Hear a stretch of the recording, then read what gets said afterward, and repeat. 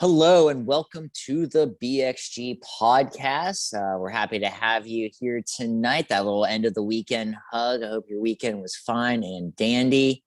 We here at the BXG, we make fun of the little things that maybe I like that Brenton dislikes or vice versa. Tonight we decided we really want to get into these funny things. We all have them, whether it's a reality TV show, a late night craving, or an album we love, but we'll only listen to it with our headphones on and nobody around. We're that scared that somebody might hear. It's our guilty pleasures, and today, Brenton, myself, and maybe some listener requests will offer some insight into our guilty pleasures. It's a no judgment zone. I'm not going to make fun of Brenton. He may make fun of me, but I've offered that I won't make fun of Brenton for anything tonight on this. If you are listening, you haven't submitted anything to the show, we would love to have them. I will post it when this goes up. If you want to submit anything, it's fun. It is a fun list. Nothing to be ashamed about unless you like Burger King fries. You should be ashamed. Those are terrible. I think the best way for me to start off, I was going to go category wise initially, but I think actually is, what's your number one, just flat out guilty pleasure? Like, it's a thing that you can't get past. I have a question first before we get into the topic. Yeah. Who do you think is the hero and who do you think is the villain of this podcast? Oh, I'm the villain. You think? I think I am the villain. I think I am. This is the way I'll say it. I think we're the Dark Knight Batman. Like, you're the hero that the city deserves, and I'm the hero the city needs. So I'm Harvey Dent. I just got so many people that texted me whenever I told people that you were going to do Hot Ones for the Friday show, and they were like, "Oh, I can't wait to see Greg struggle with that." And that's I don't why I'm know. The villain. Yeah. I think I'm the villain because there's a thing against people, and I don't think you've known me longer than a lot of people. Not every, a lot of people know me a little bit longer. It's not a fake positivity. I'm a genuinely pretty happy go lucky guy. And when I get angry, I get angry. But it's just the same as your negativity is not fake either. But our thing is, we are a little exaggerated on both ends on this show, because it is like anything.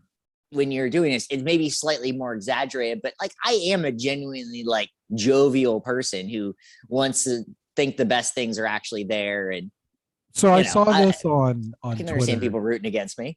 I saw this on Twitter, and that actually what you just said kind of jogs it in my memory. Someone said, which person do you find more annoying, the person who's positive about everything to the point where it seems almost like they're being toxic positivity, or the person who's negative about everything, but at least they're telling the truth?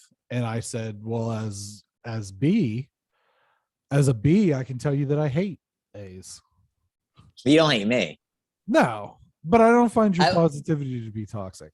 Also. Right. I think there is a thing where I'm so honest. If it actually comes down to it, I'll be honest about something like that. But when it's just come to things that are fairly trivial in life, I am fairly positive. Right. The only thing I'm truly ever negative on is I would say the Pirates baseball season is something I'm just been consistently negative on my entire life. Well, and that's fair. They have been for good too. Reason. I'm not these Pirates fans that think we got these AAA players come up to really get and change the team. It's if they are good at all, we'll trade them when they're good, and it won't help. Right. So that's the only thing I'm probably actively negative about. Otherwise, I'm pretty positive. So all my teams suck, but that's okay. Would you say that the Pirates are one of your guilty pleasures? Is one of my guilty pleasures. It's a lower level guilty pleasure since I moved out to California. And it was something everybody knew about, but I still root for the Pirates, and I still get disappointed. And I still get I will say I actually when I hear something about one of their good players and you feel he's going to get traded soon, like Cole Tucker. I just know Cole Tucker is going to get traded because he's awesome. Mm-hmm. He's going to get traded. He's dating Vanessa Hudgens. That's too hot for Pittsburgh. Vanessa Hudgens is a 15 out of 10 for Pittsburgh. Yeah. And so that's the thing. He's going to be gone soon. So just, I would say that is out here. I say it, but I don't actively go sweet, I'm Pirates fans. Like, Right. no, I actively still root for the Pirates. I just know they'll never do anything the rest of my life. Yeah. So what was the question? So what would you say is your what? That's okay. This is, it's a looser pod. This one, I wanted to be a little looser. What's your like number one guilty pleasure? It doesn't necessarily mean the thing that like you do the most, but something that when you do it, it's like, I sort of feel like I actually do feel bad about this, but I don't really care because I love it so much. I don't feel bad about anything. Yeah, I don't actually either, but yeah. What's maybe the thing that you think other people, though, if they were doing it, would feel bad about, and you still love it? I think that's more where you and I are both at on things. That's the thing. When you said this for this topic, I was like, well, food's out, because there's nothing that I eat that I'm going to feel guilty about. I probably should. Society tells me that I should feel guilty about most of the things that I eat. Yeah. It's one of those things where it's like, I'm going to make a bad choice, and I know it's a bad choice. So partial credit. What is that? And when we see your background on that with the Blizzard, for a lot of people out on the West Coast, we don't have a lot of Dairy Queens out here, so that's a Blizzard. A shame. Yeah, it's a mixed ice cream treat. It's very good. They flip it upside down to make sure it doesn't spill. I fucking hate that. Yeah, that's my least favorite thing. What is it? I'm so infuriated every time they do that. You know what's funny is I don't care. I honestly don't give a shit if I would pay extra for them to not do that and put candy on the top like God intended. So the one that I went to the most, living where we live, was by Bob Sacramento. And sure, you, that's to some degree. Yeah, that's my home. Yeah, to you to some degree too. But like literally, you could walk to the one where Bob lived, and they never did it there. Well, they never did it there. Thing. Yeah, it's just the one in the outlets. Like I don't know, 9 years. The one in the out outlets there anymore. That was the one I remember them flipping it over, and I was like, and I would get so disappointed because they didn't put the candy on top. Look, here's where we're at with this. This is the turn that this is taken. I have a problem with the turning it upside down thing, because what's the best part about the Blizzard? It's the candy on top. Now, if you order a Blizzard with extra candy or extra stuff, as they call it, and it's like a cookie dough, okay, as is my background, that's the cookie dough Blizzard, right? You're gonna get the regular amount of cookie dough. Just put the extra stuff on top instead of mixing it in, because they can just lie. Right.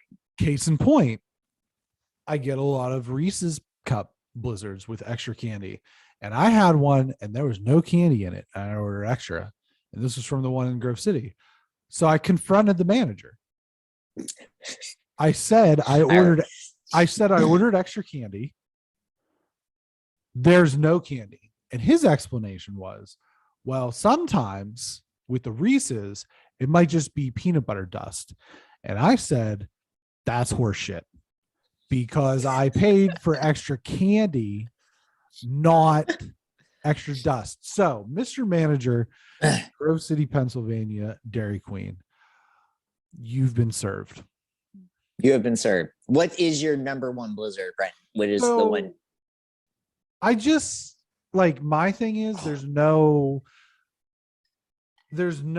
adequate Blizzard on its own. And what I mean by that is the cookie dough, standard cookie dough, is a good Blizzard. But do you know what makes it better? Reese's? M&M's. Oh, that. So it's like texture. You're having a nice texture. Well, it's the crunchiness, but also it's like you're having a nice M&M chocolate chip cookie, right? Yeah. Yeah. Same thing with the peanut butter cup, especially when you're dealing with extra dust. But the Oreo M&M, also same thing. Yeah. Great stuff. Anytime you can have two candies that pair well, like a nice steak and a nice red. Beautiful, right? It's complement each other. 100%. Yeah. Are you pieces? Yeah. Cookie dough, also not bad. Although I don't like it when they put the extra peanut butter in. I don't like that. Are you a vanilla or chocolate ice cream when it actually goes to the ice cream? Vanilla. No. Chocolate becomes too overpowering because I typically have chocolate candy. So yeah. I haven't had one in so many years. Not for any. I'm not like I have ice cream all the time. It's not. I just don't have access to it. I was a Reese's peanut butter cup and Heath bar. I don't like that. I love toffee. I love toffee. Oh God. But so you get that well, it's still that same element that you and I are talking about. You get that like crunch and the peanut. It works well. So not a guilty pleasure of mine anymore. Probably back then. Right. So I'll go to, since we'll go with our backgrounds. You own Blizzard. I have my background. It's In-N-Out. In-N-Out is as good as fast food burgers get in my opinion. People have various things. People like Five Guys. People like Shake Shack. I've had both. I think Shake Shack is okay. It's a little too thick of a patty for me. Five Guys is a little too greasy. It can just be a little overwhelming. You have Five Guys, you feel like you're just gonna pass out.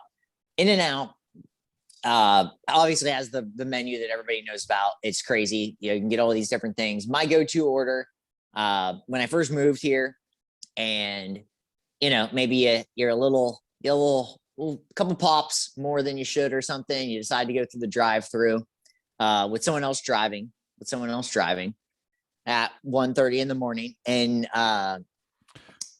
1:30 in the morning, that's a beautiful thing about In-N-Out, open late. So you go there, and my initial go-to used to be a 4x4 animal style. So 4 burgers, 4 pieces of cheese, the animal sauce, which is like special sauce, McDonald's style. And then I would also get chilies added. So some chili peppers put on there. And then I would get my fries, well done, animal style. So they get the extra sauce on there too. And then I would also go Neapolitan milkshake. I really want a cheeseburger at this moment. Honestly, I wish I didn't put the background up there. And also I wish I didn't eat something that probably like burned 10,000 calories because it was so hot. Right. If you watch the video from before, I did a hot ones thing. I literally can just feel like burning calories in my stomach. I'm so like now looking at this. You haven't had In-N-Out, right? Brent? No, they don't have. That's not because I think as far east as it goes is Texas. Actually, it was the first time I had it. It's so insane. You don't really feel that. You don't feel that bad afterwards. I mean, it's not something I do that often. I don't do fast food that often in general. I do. I call it my biannual trip to In-N-Out. It's very good. It's a high calorie amount of food. It usually now what I like to do is I like to have it before I like to have it before I go home. If I'm just gonna sit and watch like hoops or something, watch some baseball on TV with a couple of pops before going to bed. I reverse that trend, have that beforehand, get a nice base layer going. It's not super greasy. The ingredients are super fresh. It's delicious. I think for food, it's my number one where like you see people, the lines always, we live right down the road from it too. So it's surprising I don't try it more often, but it is, it's next level. For me, at least. I understand people have different preferences. For me, In-N-Out is my favorite. I would say, honestly, probably the thing that I would say that is most close to a guilty pleasure food thing is probably hibachi for me. And you love hibachi. Yeah. And I get like the biggest plate of food that you can order and then finish it every single time because take home bags are for quitters. That's right. And I'm known to make people uncomfortable with how fast I eat as well. And that's just, I'm a fast eater too. That's not just hibachi. That's just across the board. Like people will see how fast I eat things. And like, I'm not intentionally doing it. It's just how I am, I'm a fast eater. The only thing I've ever felt like you really just can completely dominate me in speed is going back, watching you eat ice cream. Oh, okay. No. Nachos, like I can eat nachos pretty quick too. Watching you eat ice cream is kind of ridiculous because you have no reflex. Like you don't get the cold throat, you don't get the cold head, you don't get no freeze. No, I got no freeze. I usually get a throat freeze at some point. I don't get it like some people. It's kind of insane. They have one scoop of ice cream and they're like, "Oh my god, my head." I don't get that, but I eat it all the time. Yeah, that's true. all the time. So it's So it's nothing. It's impressive. It's eat, impressive to watch you eat ice cream. I can eat ice cream for volume and speed. So it's amazing. So my next thing that I would say on the guilty pleasure, and this is maybe more of you than me. We've talked about this here and there. Is there a movie that you can't get enough of? And even if it's a good movie, that doesn't necessarily matter. And it's guilty pleasure. It's just you've seen it way more times than probably most people you know. There's probably actually a lot of those movies for me, but two in particular come to mind, and I know you're kind of asking leading questions here. Snatch, obviously. Being the Witness. Yeah, Snatch. Guy Ritchie 2000 film starring Brad Pitt, Benicio del Toro, a very young Jason Statham, among others. It's a English crime movie. I've mentioned it here and there. At some point, we're going to do something special with it, but that's one. The other one is actually probably The Fifth Element. If you're familiar with that film with Chris Tucker and Bruce Willis, it's a science fiction movie a lot. Yeah, but it's one of those movies that's like, it's not necessarily Gary Oldman plays the bad guy. It's not necessarily on everybody's radar. It's just kind of like one of those forgotten science fiction movies from, I don't even know when it came out, early 2000s, late 90s. But it's not bad, but it's not good. Yeah. Mine 1997. Mila Jovovich is Mila Djokovic. Yeah. She's that was like peak Mila Djokovic.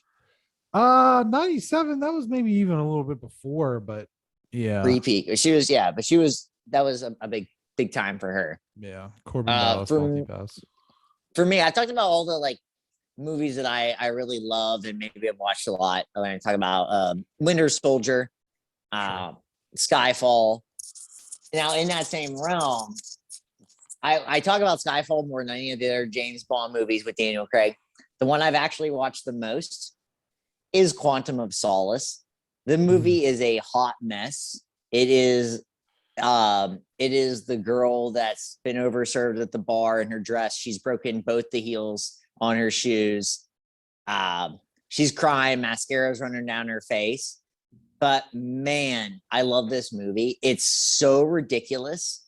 It's one of those movies where you're like, it doesn't necessarily fit the rest of the James Bond movies. And I love it. I can't get enough of it. It's so outlandish. Like Daniel Craig has been quoted talking about like how much of a mess the production of this movie was and everything like that. And it shows. And like, I don't care. Like, I still think it's so rewatchable. I think it's 2008. Yeah, 2008. It still made a ton of money because it was a James Bond movie. It's definitely rated as the worst of all the Daniel Craig ones, but it's the one I've seen. I bet I've seen Skyfall the second most, and Casino the third, Casino Royale the third. But I bet I've seen this one at least 4 or 5 more times than any of those, which is insane. Because it's one of those movies where, like, let's say Janie goes to bed early.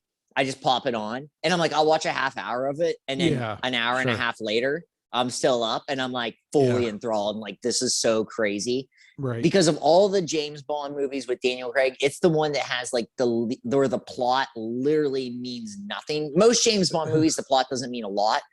This plot is insane and means there's a lot of people have written actual things calling it the best because of the underlying plot of what it actually means in like contextual society, like real society. But in the idea of James Bond, this movie is completely insane. I love it. For me, it's my go-to movie when there's like, I just need something to put on. Right on. Plus it looks good. Yeah. It looks very cool. Snakes on a Plane also. Oh yeah. Yeah. That's fun. That's a different thing though, altogether. I would, and I don't think either one of us are going to be ashamed with any music pick, but I actually kind of got on my band last night where I'm not ashamed by it, but it is definitely the band that I rock out to. But Brenton, what about you? What is something that you late 90s, early aught new metal? and you with the umlaut. Yeah. I was not expecting that. Yeah. Hey, listen, every now and again, and I'm not trying to be funny, I'll throw on a little bit of Linkin Park, or even worse, Limp Bizkit. Oh my goodness. I mean, That's Linkin Park is like somewhat excusable, but to throw in Limp Bizkit is like Hey, man. amazing. And I love it. I'm like a chainsaw. I'm here for it. It's amazing. Yeah. I wish we forget the name of that full album. Hot dog flavored water. Hot dog, chocolate starfish, and the hot dog flavored water. You're welcome. Yeah. Break your fucking face tonight. That's right. That's right. I did it all for the nookie. Woodstock 99. Man, I'm going to tell you what. They cover the Who's Behind Blue Eyes. That Fred Durst can really carry a tune, man. Moving on. For me, and it's not shocking that the band I'll say it, but I love the Killers. I've said this before. Yeah. And That's a Sam cop Sound. out. No. What I was saying is a lot of people just so generate. They go from Hot Fuzz. Like that's the number one. Somebody told me Mr. Brightside, things like that. And I listened to Hot Fuzz for the first time in probably years yesterday. But now I was really like going back on it. And it's like, Sam sounds great. And that's, to me, like Sam sounds probably critically their best album. It got panned at the time. And then, it actually had a retro review by a couple of magazines, Rolling Stone website magazines. Rolling Stone went back and did like a retro review. And I think Pitchfork went back and did a retro review. Fine. All well and good. That's fine for everyone. Those albums are good. That's why is this a cop out? I haven't gone into that's actually. Not something that is you put one of those on your top 10 albums. I didn't say the actual. I didn't say the actual album though that I love to just go back to though. So that's not a guilty pleasure. Okay, then here we go. I mean, I said, listen, music, so I it's not gonna said scare anybody. Limp Bizkit. You did say Limp Bizkit. Okay. If we really want to go that deep, I'm trying to think if I know if there's anything that really hits on, because I'm not too ashamed about music. I will say this. Here's what I'll say about music. If we're gonna not count the Killers on that, which is fine. Which I was gonna say it's Pressure Machine, their newest album, which is like the weirdest album, and I still like listen to it every once in a while. And I definitely don't do it with any I never listen to it JD in the car because it's such a weird album. They just talk and stuff. I don't mind just a little I just wouldn't say it's like a specific person, but just like songs that are gonna make you cry. Like somehow they hit you in a way. Like if it was, and I don't know, like Tracy Chapman, Fast Car. If you're just kind of feeling that, and I know it's a great song and everything, but I don't mind a song that hits you in a certain different way than the way I like my music to be up and happy 99% of the time. So if I'm feeling sad, I will probably put on Tracy Chapman, Fast Car, and just kind of take it in and listen to it a lot. Usually if I do it, I listen to the radio version and then I listen to her live version of it. But that's the music wise. You struck me so hard with the new metal. I wasn't expecting that at all. I guess because I like early Green Day, but I don't like anything new Green. I did not like American Idiot. I didn't like it when it came out. I never liked it past that. I don't, they kind of took on a whole presence. Other bands just, okay, I know, I can figure it out. It came to me. You know what I like? Fall Out Boy. I do like Fall. That's it. Yep. Was it really? Yeah, you got it. You nailed it. It was so weird. I don't know why it came to me just this second. It's Fall Out Boy, 100%. I will still listen to Fall Out Boy and Panic at the Disco. And I'll go and I'll say to somebody, I don't know why people don't like this. Ooh. That's not actively. And I'll know that me saying that is just wrong. I did not go see Weezer because they were with Green Day and Fall Out Boy. I could have stomached Green Day. That's funny. I was looking up just music from that era, and it's that music from that era. I mean, yeah, it's not good, but then again, I don't understand when people pan it. I still don't get it. Like, I can't figure it out. And that's a great call, Brenton. Fall Out Boy. Yeah. The one with the sheep. I can't think of that actual album name now. Because all their albums and songs have like 10 words in the title. Hey, so Fall Out Boy. What's worse than being alone on Valentine's Day? What's that, Brenton? Imagine Dragons. Oh God. Yeah, that's really, and it's so funny you said that, because it's not like, oh, it was a reach 2 years ago. No, I listened to Panic at the Disco like 4 months ago, for sure. And I said to myself, I don't get why people don't like this. Like, I was listening to it and I didn't understand it. That's funny. Any outlier things that you have, Brenton? Anything that you think is, a guilty pleasure to some degree? I know we kind of touched on the things that we have. I can definitely think of one thing maybe for me that I just get into. Not really. I was trying to think if there's like a game or something that I really like that's not good, but I can't think of anything like off the top of my head. For that, I can't think of any other music or movies, or like I said, food wise, it's just I eat whatever I want and I don't care. So it's not really like a guilty pleasure thing for me. So yeah, I can't think of anything else now. I would say this is, I mean, obviously like saying like Kardashians, whatever, like most people like have some way of liking that. My thing is I love when you're like on ESPN or you're on something and and you see like the website that says, oh, what happened to these celebrities? I love that. Yeah. I absolutely love it. And like, it's super clickbaity and it's, there's like 1,000 ads. Yeah. And not like ads that are pop-ups, but like you have to scroll like 20 times down to even get from like 1 to 2.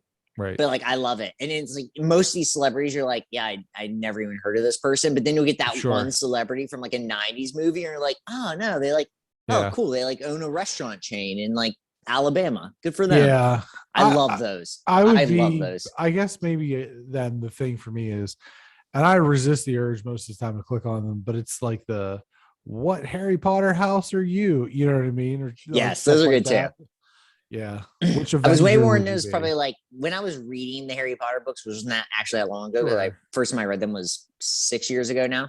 Yeah. I was totally in all that.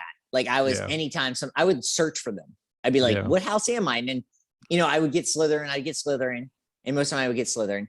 And then I would get like Hufflepuff and I get so pissed about it that I'm like, what did I do wrong? I'll like answer these. But no, the celebrities, what are they doing now? Yeah. That is my jam. Actually, I do have another one, TV show, Behind the Music. Oh, they need to bring that back. It's back. Bring it. Is it? I mean, it's on Paramount Plus. Oh, okay. Yeah. I need to catch up then because I love Behind the Music. Because I'll watch. They can make any band interesting. Like anything. I sat through Pantera. Oh yeah. Tell me about. Tell about it. Yeah, I'm down. All it takes is that little tone of voice, and then it was only downhill from here. I have one listener submission is from our friend EJ Kahn. Below Deck, Lifehouse, National Treasure, and Oreos. I'll strike the last two from the record as far as being guilty pleasures, at least for me, because I love Oreos. I don't know why single stuffed Oreos are even a thing. Who the fuck? What do you think? You know why I think they're probably a thing? Well, according to one of our listeners, it's because some people have small jaws. That's incorrect. It's, you know what it is? It's like, it's when you want to like, so you're going like to something where you have to bring something, but you don't want to really spend the extra 20 cents to get the double stuffed Oreos because you want to get the double stuffed Oreos for yourself. Because if I bring these at a party, everyone's gonna eat those double stuffed Oreos. I'm not gonna have any. Let me bring the lower grade Oreos. It's like for the parties. And it's for parents that don't want their kids to have double stuff. because I'll buy regular Oreos for the kids and then will only eat them if they've taken too long to eat the rest of them. Right. You know, I actually couldn't tell you the last time I had now we've had Oreos that have been single stuff as our reviews, but I mean, right. an actual traditional Oreo single stuff. No idea the last time I had one. Couldn't tell you. Yeah, I had several about a week ago. Have you had a mega stuff? Those are great. Yeah. Okay. I just want to make sure. Yeah.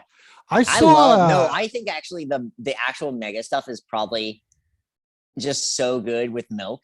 It's not good. It's not a good dry Oreo at all. No. But with milk, it's pretty perfect. I saw they tweeted Oreo. I follow Oreo, of course. They tweeted something for a sumo orange Oreo. Whoa. And I was like actually all about it. But I think it's only in Eastern markets for whatever reason. But I'm a huge orange fan, like orange sherbet, orange dreamsicle, any of that stuff. I like an orange creamsicle. I'm not a big orange chocolate person. Like those little oranges around the holidays. Oh, I love those. I am not a fan of those. The chocolate. Yeah.